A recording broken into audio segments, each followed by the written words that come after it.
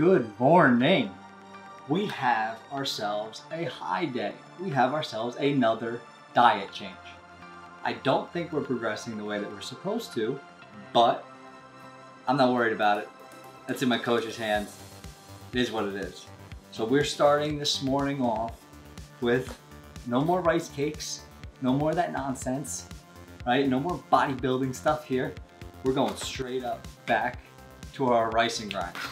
Right, so this is one of my favorites. Brown sugar and cinnamon, rice and grinds. Again, oatmeal is great, but this just tastes great right out of the pack. So we're one serving of that.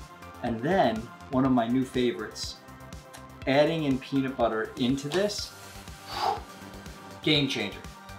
Absolute game changer. I love it, love it. So it's gonna be half a serving of this, so only like 10 grams, a third of a serving actually, less than that.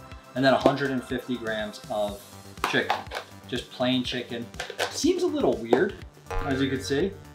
Like when you put it in a picture together, it's like, it's just chicken and this, like, I don't know. I feel like it should be put together, but I'm sure as hell not mixing those two. No, but this is gonna be our breakfast for today. New day, new high day. We're going all weekend with this. Let's see what happens. And we are back. Phenomenal workout there. I tell you, you can really feel the difference between rice cakes and that rice and grinds, like actual substance, you know? Adding in those fats too with the peanut butter. You just feel a difference, especially when you've been going for so long at a certain consistent basis with certain foods, that when you switch them out or when you add different things, that's when you really come to realize how nutrition plays a part in your everyday activities. Not that you don't realize that before, but when you're eating super clean and you're doing everything right, and then you add a little bit of this or a little bit of that that's even cleaner or different clean, rather than like a cheat day or something like that, but an actual another clean type of eating, just leaps and bounds. It's incredible. So today's meal, we're talking about 115 grams of sweet potatoes and 165 grams of ground beef. So 93.7. I think I'm allowed to use 90-10, but 93.7 is what I get, so that's what I like. This is a great meal. This is one of those meals we've talked about before. This is a meal that's gonna stick with us. It just tastes great together, especially when we can use our barbecue sauce or even just hot sauce, salt. Like, it's just a great meal. Mixing some veggies with it when, when we're gonna be off season or something like that. It's gonna be a phenomenal addition to just regular, everyday, clean eating.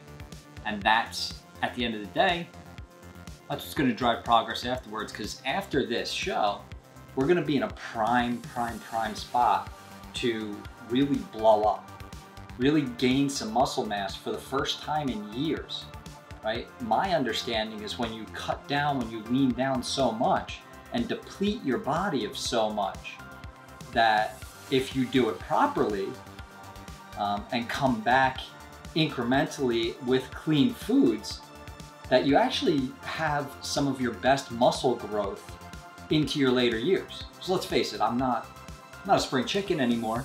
We're not into beginner gains where those first 2-3 years you can just keep gaining and gaining. Now it's a pound or 2 pounds a year.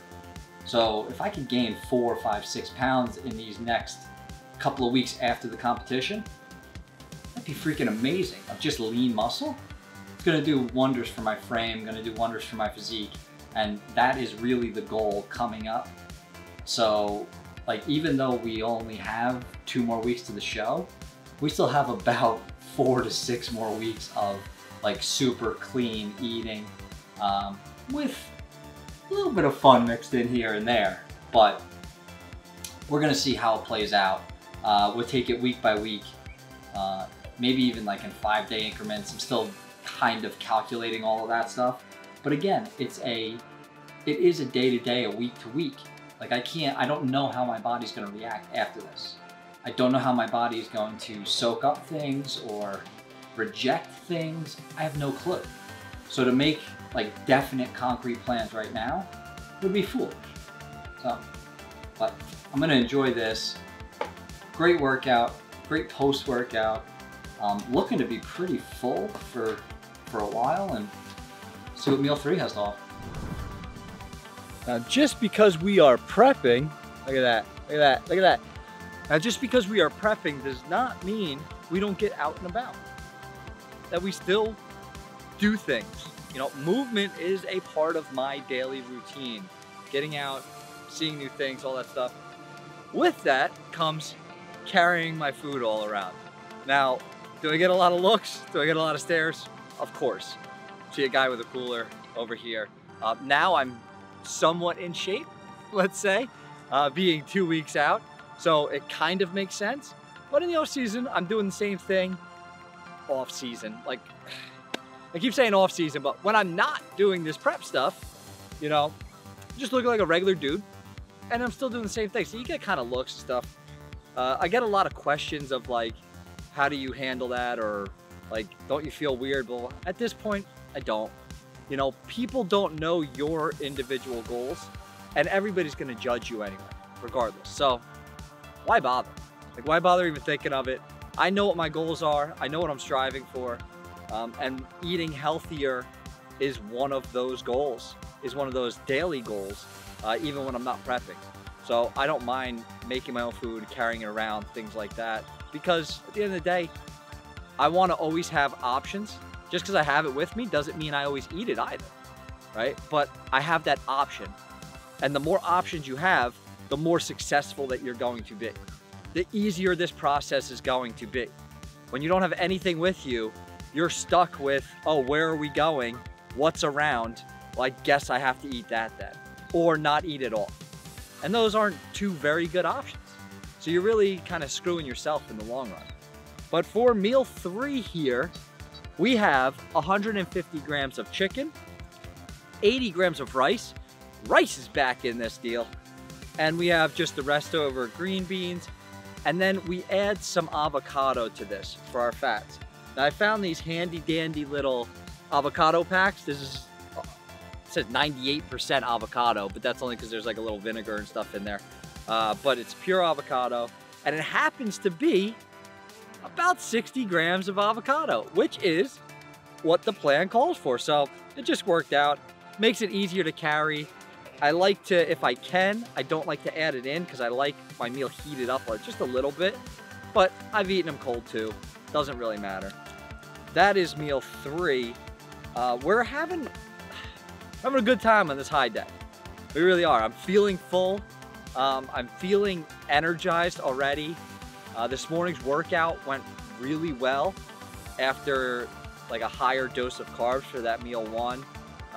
And then that post-workout meal was, even though it was like the same thing, just a little bit more sweet potatoes, it just felt more full, more filling, not more fulling, more filling.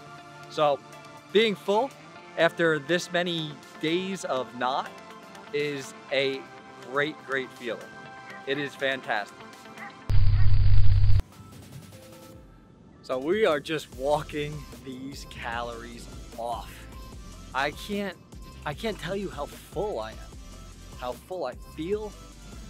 With 3 meals in, I haven't even touched meal 4 yet, and I still have 2 more to go, meal 4 and 5, and it's just like, whew, to think that, you know, 400 calories less than what our normal maintenance is doing this, and we're still only 3 meals in. It's incredible.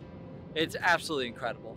But our meal 4 and 5 are the same as our meal 3, so just kind of want to leave you with feeling full, feeling good, excited about this whole weekend of this, and really just excited about the next 2 weeks. This is the process, right? This is the journey. This is what we are looking for, especially peak week. I'm super excited about that, and we'll bring that to you as well.